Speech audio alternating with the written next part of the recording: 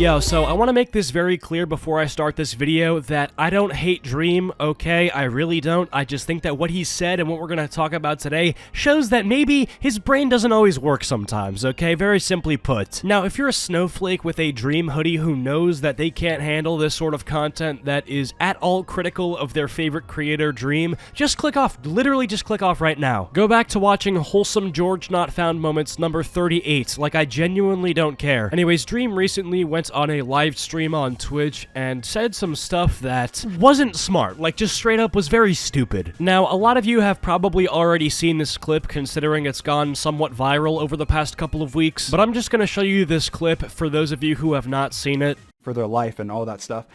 I'm just gonna express that if you are a person on Twitter and you have 7 followers and you get doxxed on Twitter, the odds of you having something happen to you in your life are so astronomically small that it's not even worth worrying about. Now, if you can't already see why that's a stupid take, let me explain it for you. Dream is saying that because there is a small chance of something bad happening if you get doxxed on Twitter, you shouldn't worry about it, dude. Basically saying that if something is unlikely to happen in life and it's bad, you shouldn't worry about it. Now let me give you a real-life example of why this is stupid. When going to bed for the night, there is a very unlikely chance that somebody will enter your house and rob you. Even though the chances are low, you still lock your doors and you still own a security system. But let's see what else Dream has to say. That it's not even worth worrying about.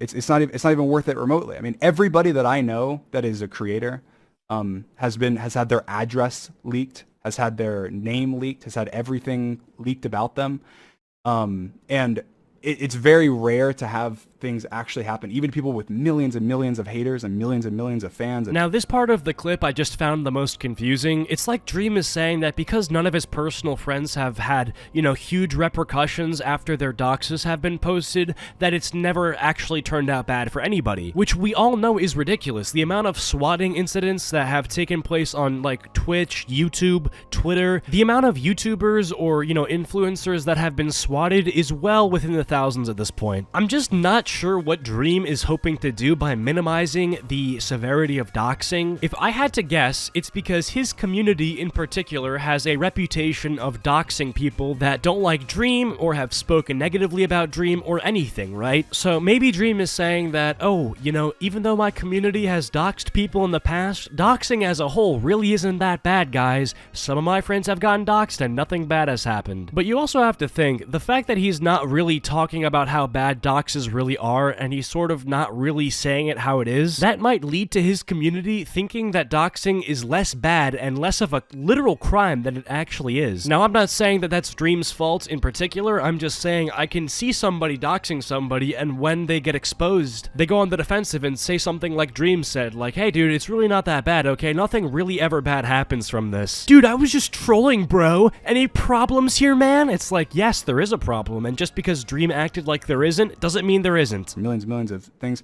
So I guess this is more of a, hey, you know, don't worry too much, don't stress. Is this guy high right now? Hey man, don't stress, bro, you're in good hands.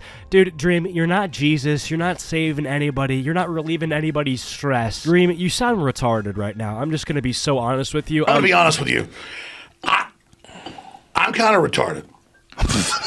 I don't know what you were thinking when you said this. Maybe he actually was high. Maybe it was 420. That was 5 days ago. I don't even know. But how could you not feel stressed when your actual address, maybe your legal name, phone number, work number, is out on the open, especially on a platform like Twitter that has some of the most degenerate freaks in the entire country? I would be more concerned if you weren't stressed when that happened. It's like, my brother in Christ, do you think somebody's gonna see that and order you a bouquet of flowers at your door? No, they're gonna see your address, call the SWAT team, and say that there's a hostage situation in your residence, so people kick in your door, scream at you, telling you to put your hands up and to walk out of your house. Oh no, what am I saying? I'm sorry. That's just unlikely to happen, so therefore I should not be concerned. That's why I listen to Dream, okay? I wear a mask with a smile for hours at a time. I also have brain activity comparable to a hippopotamus. Hey, you know, don't worry too much, don't stress. But, you know, just if you're, at the end of the day, if you're on the internet and you have something like that happen to you, try and ignore it the best you can. Try and you know, avoid it, and you'll be fine at the end of the day. You'll be okay.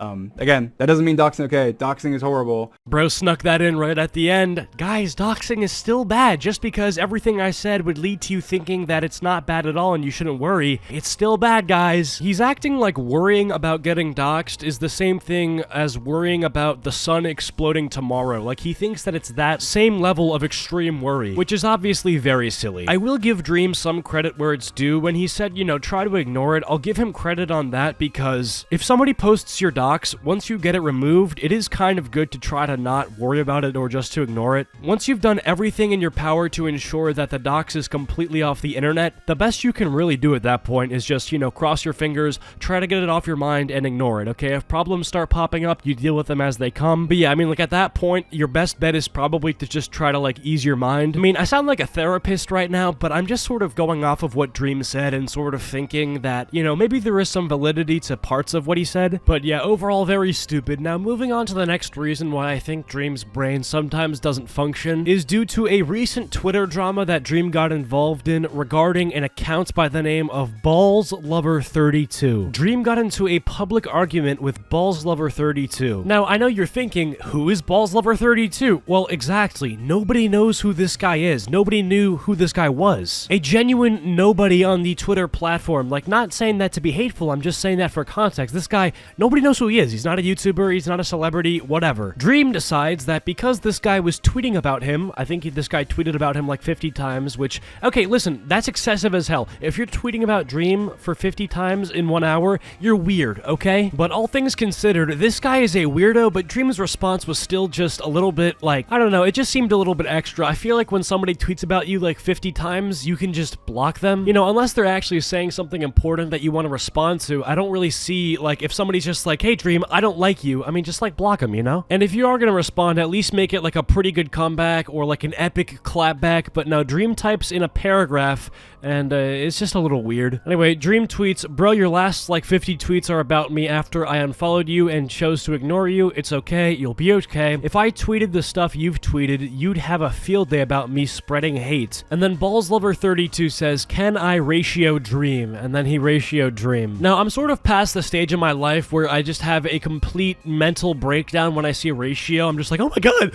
ratio, oh my god, the person who got ratioed took the L. It's like, no, I'm not really in that stage of my life anymore. I can kind of look at things beyond that. It's funny, but that's all it is. It's just funny. It doesn't mean anything. I just think more or less when you get to a certain point of fame, you know, when I'm talking like in like the upper tens of millions of subscribers and followers, I just have to imagine you're in a mansion with, you know, your models and stuff. Why do you want to beef with BallsLover32? Is that really, like, do you have time for that on your schedule? I don't know, man. But yeah, this whole video is not to say that I hate Dream or anything. I'm just pointing out some of Dream's recent L's, which are pretty agreed upon that they are L's. The doxing is not that bad take is pretty stupid, and getting into beef with BallsLover32 is also just an L, so that's just what I'm gonna say. If you guys have ended up enjoying this video, be sure to leave a like and subscribe if you are new to the channel. Comment down watermelon if you made it to the end of the video, and I'll try to heart your comment. Big thanks to all of my channel members. As always, you guys rock. Follow my social medias. Links are all down below, and I'll catch y'all later. Peace.